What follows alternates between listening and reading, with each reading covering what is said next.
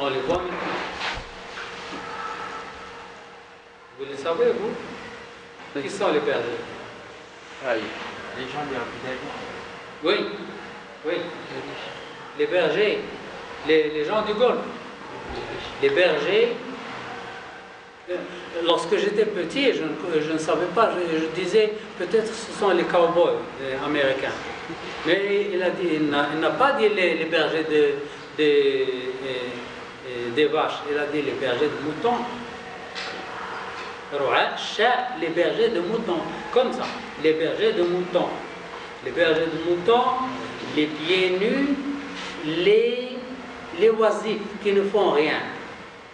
Maintenant, les gens du Golfe, ils ne font rien, ils ont de l'argent, ils sont assis comme ça, et ce sont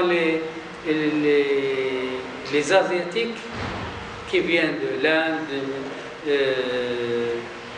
d'Indonésie, de Pakistan, etc., qui font le travail. Eux, ils ne font rien. Ils sont des bergers et ils sont pieds nus. C'est vraiment extraordinaire. On voit une 4x4 géante, des chemises comme ça, des vêtements comme ça, et des pieds on ne peut pas les voir. Des pieds, vous voyez la terre quand elle est vraiment sèche, et elle est divisée en... Dégradation. Voilà, les pieds comme ça. Sallallahu alayhi wa sallam. Extraordinaire. Et on dit que la fille qui devient la maîtresse de sa mère, la fille qui commande sa mère, on le voit maintenant. Oui. Lorsque j'étais petit, ça n'existait pas. Et ainsi de suite. Ce sont des prédictions extraordinaires. Et ce sont des prédictions innombrables, on ne peut pas les compter. Beaucoup de prédictions. Et il dit que ça arrive un temps où le fer part. Le fer. Oui. L'objet part. L'objet part. À son temps, l'objet ne parle pas. Maintenant, c'est l'ordinateur, c'est la radio, c'est la télévision qui parle. L'objet parle et le loin devient court.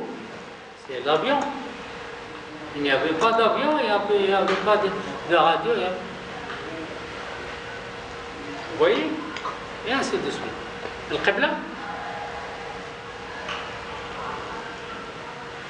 Alors, بغيتي القبلة؟ شو الخط ديال الزربية؟ Oui. Alors il prédit tout ce qu'il allait arriver à lui, à sa communauté. Il a dit à mon petit-fils là, il sera un homme. Il va réconcilier deux communautés de musulmans. Et c'est vrai, c'est Hassan. Hassan, il a réconcilié deux communautés. Et il a dit, mon petit-fils là, il va être martyr, ils vont le tuer. Hussein. Et ainsi de suite. Beaucoup de choses. Il a dit à Fatima, je vais mourir et c'est toi qui vas me suivre, la première de ma famille. C'est toi. La première qui va me suivre de la famille, c'est toi. Et il a dit, je vais mourir, aujourd'hui je vais mourir. Elle a commencé à pleurer, elle a dit, écoute, c'est toi la première qui va me rejoindre. Et il a commencé à rire. Et ainsi de suite. Des prédictions qui... la personne Nostradamus, c'est celui qui donne des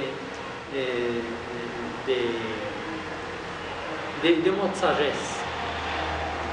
La personne que j'ai oubliée, le nom que j'ai oublié tout à l'heure. Alors, il a prédit tout ce qui allait arriver à lui, à sa famille, à sa communauté, après sa mort. Les victoires qu'ils allaient remporter, les suppressions des royaumes dictatoriaux, des rois de la Perse et de Rome, et ainsi de suite. Il a prédit beaucoup de choses. Lorsque, à son époque, il y avait un combat, une guerre entre les Perses et les Romains. Et les musulmans étaient du côté des Romains parce que les Romains adoraient Allah. Ils étaient chrétiens. Les musulmans étaient sur le côté des chrétiens, des Romains. Les mécréants étaient sur le côté des Perses qui n'adoraient pas Allah. Alors les mécréants adoraient les statues et les Perses adoraient le feu. Ils étaient d'un côté. De l'autre côté, c'était les musulmans qui adoraient Allah et les chrétiens qui adoraient Allah. Et les Perses ont gagné.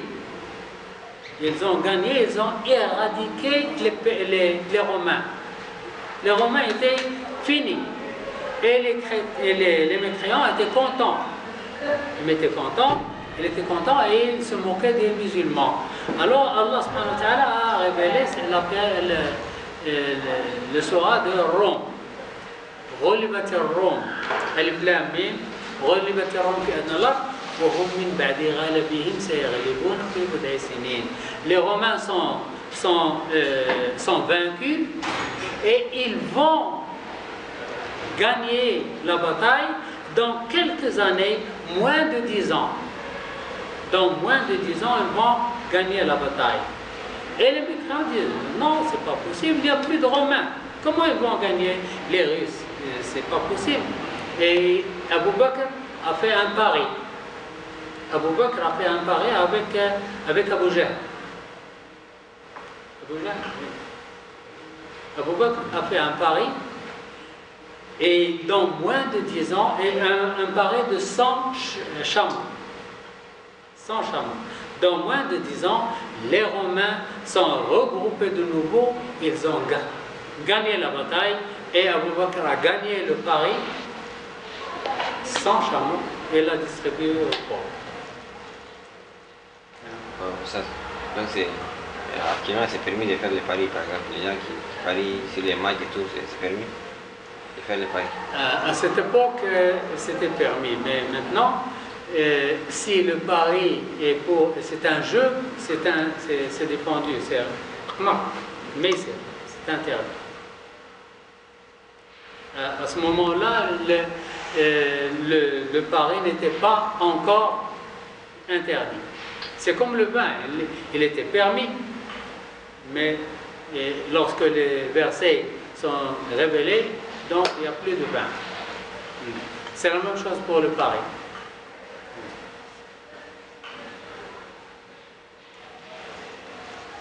Troisième preuve, c'est le Coran.